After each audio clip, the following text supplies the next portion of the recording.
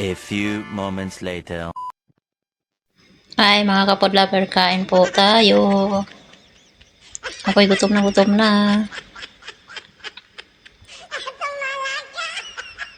Nakikrip kasi ako ng fried chicken. Kaya nagluto ako. Kaya tara, kain tayo. Sarap ng kain niya, oh. Sige pa. Kain lang kain. Sarap ng gravy. Parang lagaan ata to. Nagkikrep talaga. Sige, lamon lang ng lamon. Patuloy mo lang ng lamon. Tingnan mo yung mukha mo. Taba-taba mo na. Sarap-sarap talaga. Parang patay gutom. Kasi pag sa Pinas daw mahal ang manok doon. Kaya dito sa Middle East, palagi manok. Kahit nagsasawa ka sa manok, manok pa rin. Ang maganda lang dito iba-ibang pagkaluto.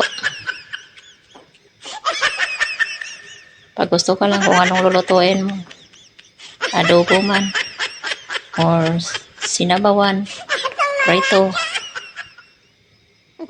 kahit ano, basta lutong manok, sarap pa rin yun. Basta pasok sa panglasa, sarap na. Hindi pa kontento, binuhat pa yung plato. Ala, nilagyan ng gravy. Oh, sige, lamon ng lamon. Patuloy mo paglalamon.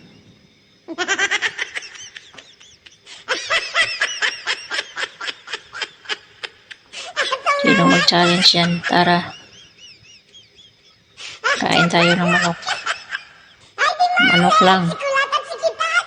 Wala namang ibang lulutuin, hindi manok lang. Lagi na lang manok.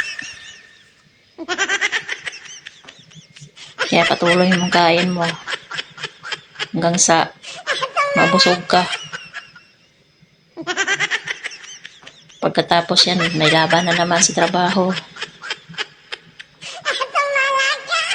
Sige pa. Lamon ng lamon. Sige, patuloy mo pa. Walang kanin yan.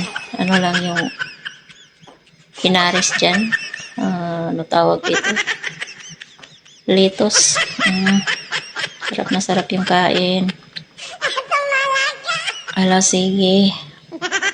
Banat. Hanggat may paglagyan pa. Kain ng kain lang. Patuloy mo lang dyan. Ang mahalaga ay mabubusog ka.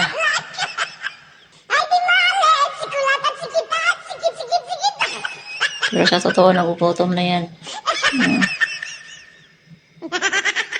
Ayan. Sa wakas, natapos na rin. May ano pa. Panghimagas pa. Kumakain na naman yung unggoy ng saging.